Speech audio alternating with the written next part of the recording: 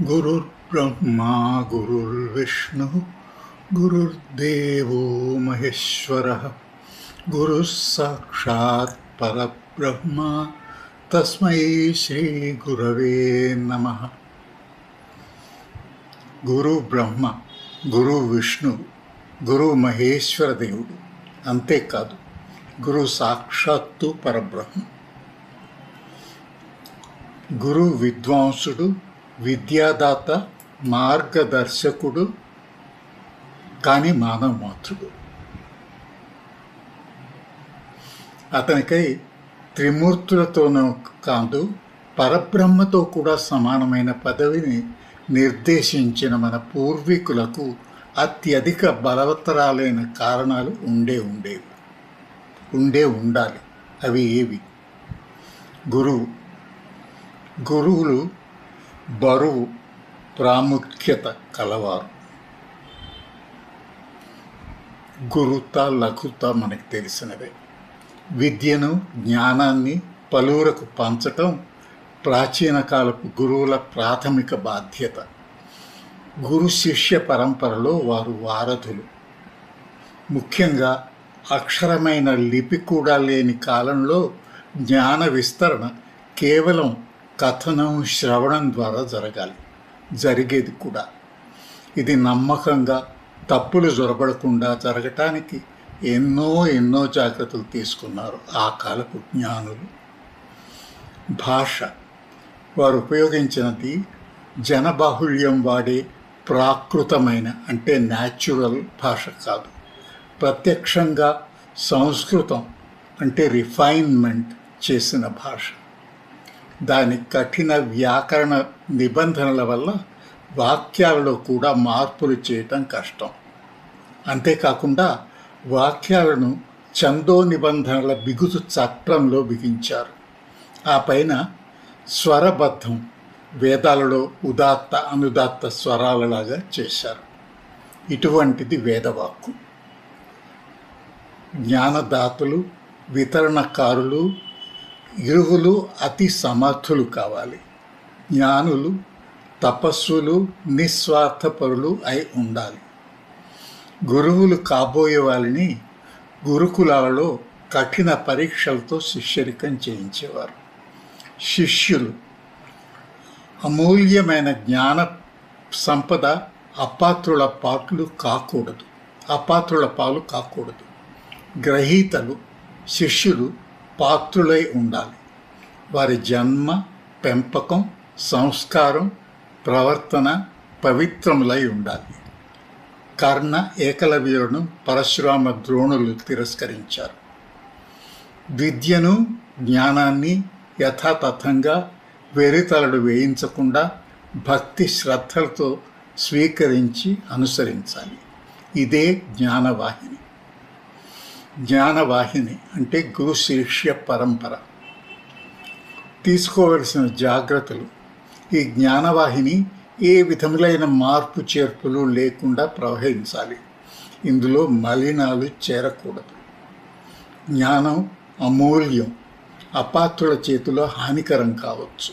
అందుకని అది వృధాగా అవాంఛనీయ గమ్యాలకు చేరకూడదు. బ్రహ్మవాక్కుగా వెడలిన శృతుల వలె, విష్ణు పాదాల నుంచి ప్రవహించిన మందాకిని వలె మానవలోకానికి భాగీరథిగా దిగివస్తే, శివ జటాజూటాల నుంచి ఉరికి వచ్చిన హారిణి అయిన గంగా భవానియే కలుషభరిత అయింది నేడు. ఇది తెలియటం వలనేనేమో సరస్వతీమాత భూమి పైన కాకుండా అంతర్వాహినిగా నిలిచింది. మన విద్యా జ్ఞాన స్రవంతి సరస్వతియే కనుక అది కూడా అంతర్వాహినిగా ప్రవహించాలి. ఆధునిక ఉపమానాలు ఉపయోగించాలంటే, విద్యుత్ వితరణ వారి తీగల వలె, పచన వాయునాళం అంటే కుకింగ్ గ్యాస్ పైప్ వ్యవస్థ వారి పచనవాయు ప్రసారం వలె జ్ఞానం అర్హులను మాత్రమే చేరుకోవాలి. పురపాలక సంఘం వారి మంచినీటి సరఫరా వలె అక్కడ ఇక్కడ కారిపోయి వ్యర్థం కాకూడదు. అందుకనే మేధావులైన మన పూర్వీకులు ఒక ప్రత్యేకతమైన వితరణ వ్యవస్థను స్థాపించారు. అదే గురు శిష్య పరంపర. ప్రాచీన కాలపు జ్ఞాన సంపదను యథాతథంగా ఏ మార్పులు లేకుండా నవతరాలకు చేరవేయటం ఈ వ్యవస్థ లక్ష్యం. ఈ కఠిన నిబంధనల వలనే ఆ కాలపు వాంగ్మయం, రామాయణ మహాభారతాదులు ఎన్నిసార్లు ఎంతమంది ప్రతిలిపి అంటే కాపీ చేశారో, ప్రతిలిపికి ప్రతిలిపికి ప్రతిలిపి, కాపీకి కాపీకి కాపీ అయినా అవి దాదాపు యథాతథంగానే మన దాకా వచ్చాయి. గురువుల పాత్ర మనం జ్ఞాపకం ఉంచుకోవలసింది అత్త ఒక ఇంటి కోడలే. అందుకే కీలక పాత్ర గురువులది. వారు వితరణ కేంద్రాలు అంటే డిస్ట్రిబ్యూషన్ సెంటర్స్. వారి బాధ్యతలు పెక్కులు. గుర్తించుకోవాల్సిన ముఖ్య విషయం అత్త ఒక ఇంటి కోడలే. ద్రోణాచార్యులు పరశురామునికి, గీతాచార్యులు శ్రీకృష్ణ భగవానులు సాందీపని మహర్షికి శిష్యులు. గురువుల కర్తవ్యాలు: తమ గురువుల నుంచి జ్ఞానాన్ని భక్తితో స్వీకరించటం, పదిలపరచటం, తమ శిష్యులలో యుక్తులకు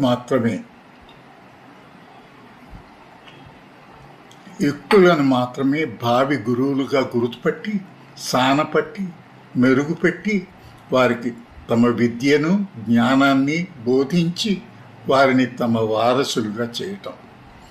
ఇంకా జనబాహుళ్యంలో మరికొందరికి, వీరు కూడా అర్హులకు మాత్రమే విస్తృత విద్యాబోధ చేయటం.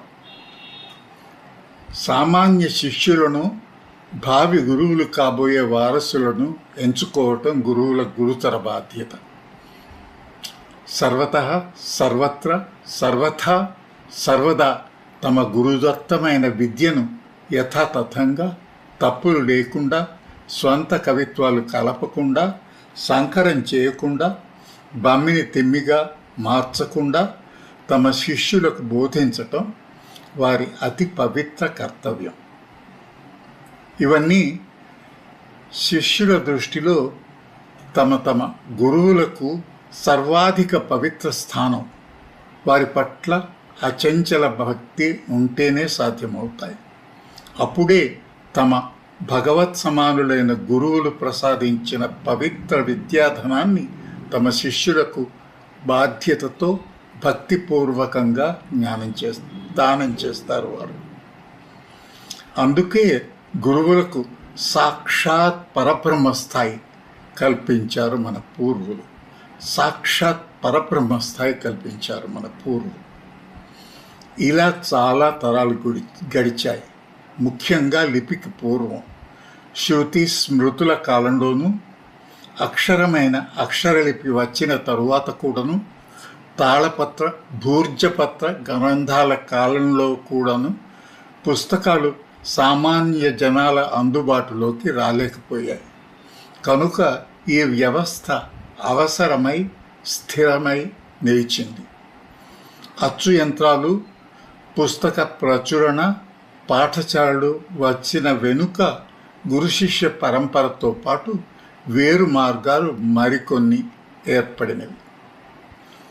యక్షగానం, హరికథ, జానపద గేయాలు, తోలుబొమ్మలాటలు వంటివి.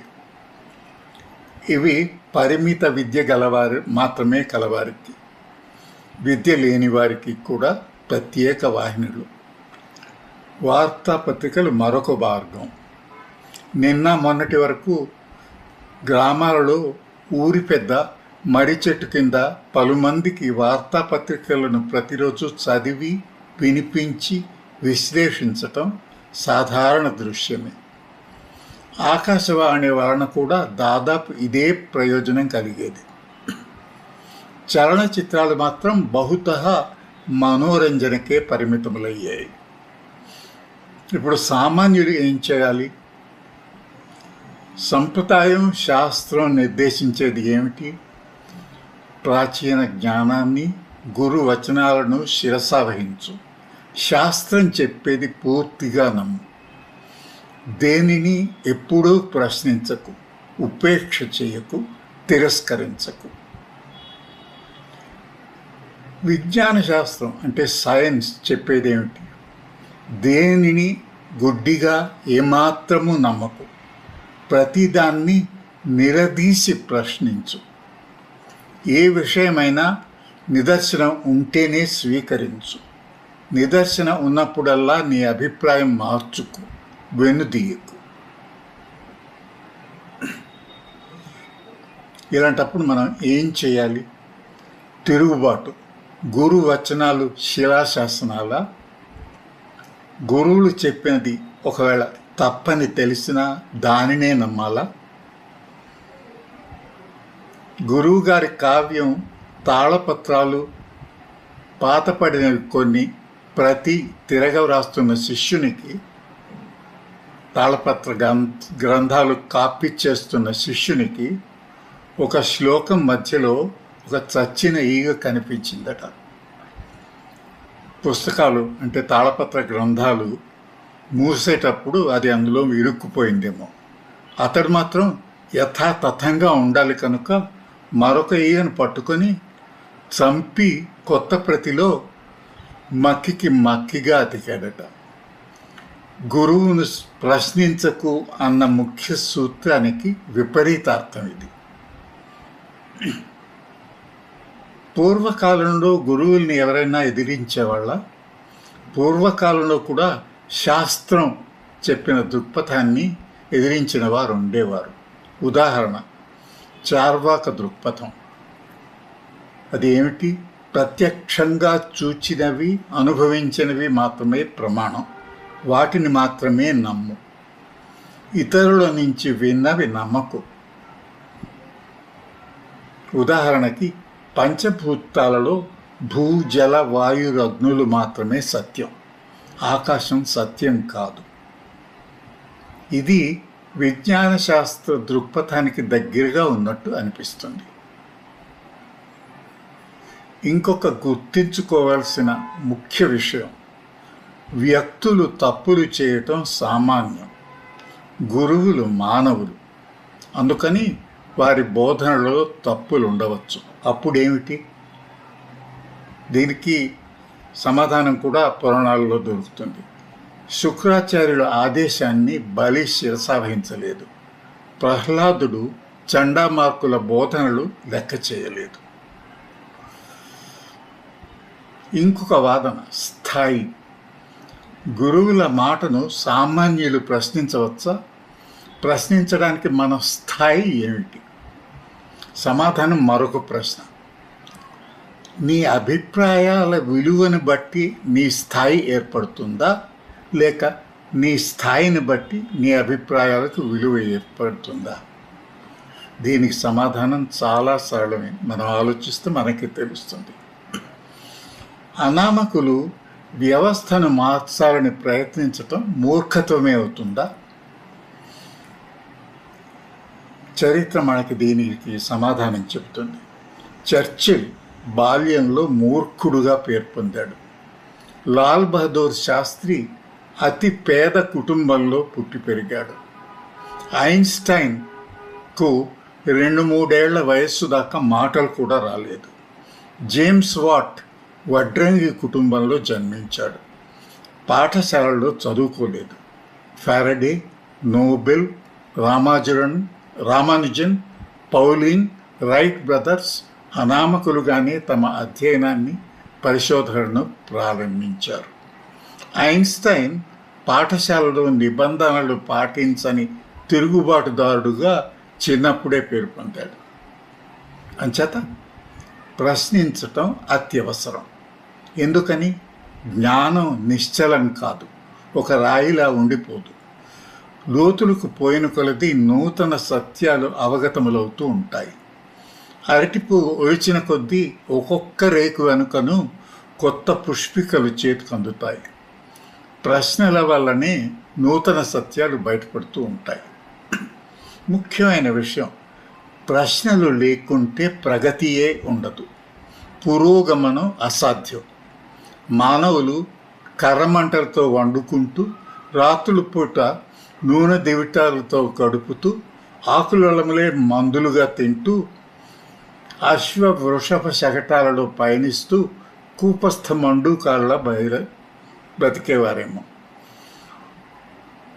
ప్రగతికి, మన ప్రస్తుత పరిస్థితికి బాధ్యులైన పురోగమనాలు. మొదటిలో కాంతి కణాలుగా సరళ రేఖలలోనే పయనిస్తుంది అనే నమ్మకం. కొంతకాలానికి కాంతి తరంగ రూపంలో వక్ర మార్గంలో కూడా పయనించగలదు. రెండోది అణువు అవిభాజ్యం, అక్షరం అవ్యయం. తరువాత మనం కనుక్కున్నది అణువును విభజించవచ్చు. అణు విభజన శక్తి ఉత్పాదకం. అణువును విభజించడం వల్ల శక్తి ఉత్పాదన అవుతుంది. మూడవ ముఖ్యమైనది ద్రవ్యం, శక్తి, మ్యాటర్ అండ్ ఎనర్జీ వేరు వేరు కాదు. ద్రవ్యం, శక్తి రూపాంతరం చెంది ఒకటిని ఇంకొకటిగా మారగలవు. ఇత్యాది ఎన్నో ఉన్నాయి. ఇందుకే డాల్టన్ అవిభాజ్య పరమాణు సిద్ధాంతం, indivisible atom theory, Hoyle నార్లికర్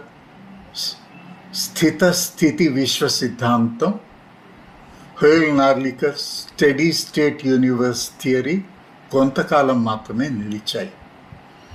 Krishna ద్రవ్యం, డార్క్ మ్యాటర్ మనకు ఈ మధ్యనే అవగతమైంది.